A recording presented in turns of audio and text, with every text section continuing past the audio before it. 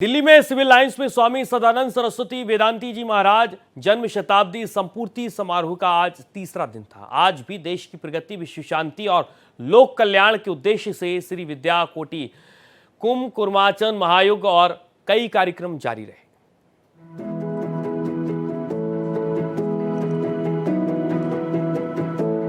Civil lines में स्वामी सदानंद सरस्वती वेदांती जी महाराज के जन्म शताब्दी संपूर्ति समारोह के तीसरे दिन भी विधि विधान के साथ श्री विद्या कोटि कुमकुमार्चन महायज्ञ जारी रहा। शुरुआत गणपति पूजन से हुई और फिर स्वामी वेदांती जी महाराज के चित्रों का पूजन किया गया। तीसरे दिन बटुक ब्रह्मचारियों और सुहासिनी महिलाओं का भी पूजन हुआ।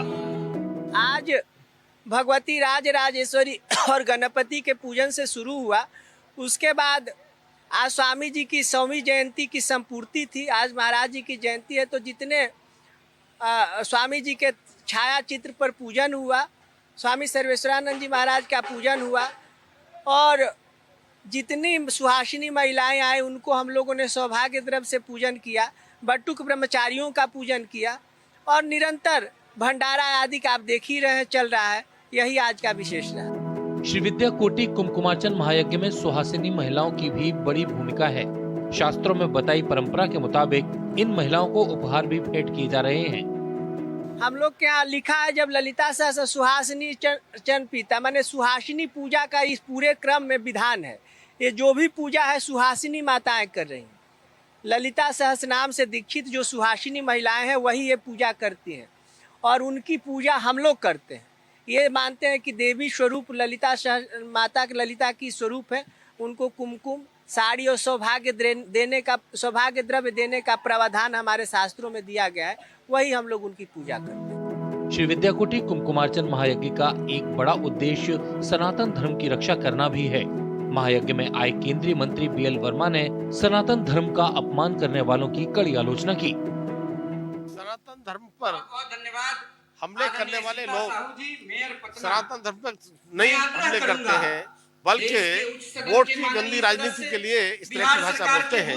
लेकिन सनातन धर्म को गाली देने वालों के लिए देश की जनता सबक सिखाने का काम कर रही है और आगे सबक सिखाएगी। महायज्ञ के आयोजक और युवा चेतना के राष्ट्रीय संयोजक रोहित कुमार सिंह का कहना है कि हम सभी को चाहिए कि 2047 से पहले ही भारत को पूर्ण विकसित राष्ट्र के संकल्प के साथ काम करें।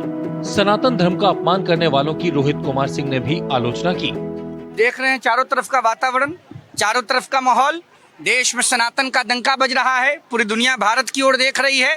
भारत को 2047 के पहले ही विश्व गुरु के रूप में पुनः स्थापित करने की जिम्मेवारी देश के प्रत्येक नौजवान की है।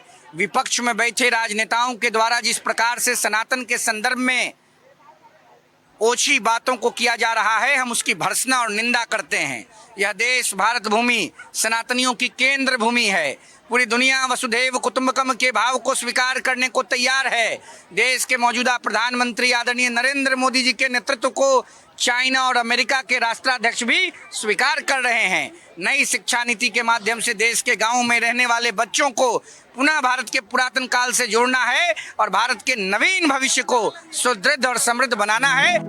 5 दिनों तक चलने वाले इस महायज्ञ में सुहासिनी महिलाएं, युवा और छात्र श्री ललिता सहस्त्र नाम के 1000 मंत्रों का 1 करोड़ बार पाठ किया जा रहा है। बड़ी संख्या में महिलाओं और अन्य लोगों की उपस्थिति इस महायज्ञ की सार्थकता को साबित कर रही है। रमेश कुमार सिंह, भारत एक्सप्रेस, दिल्ली।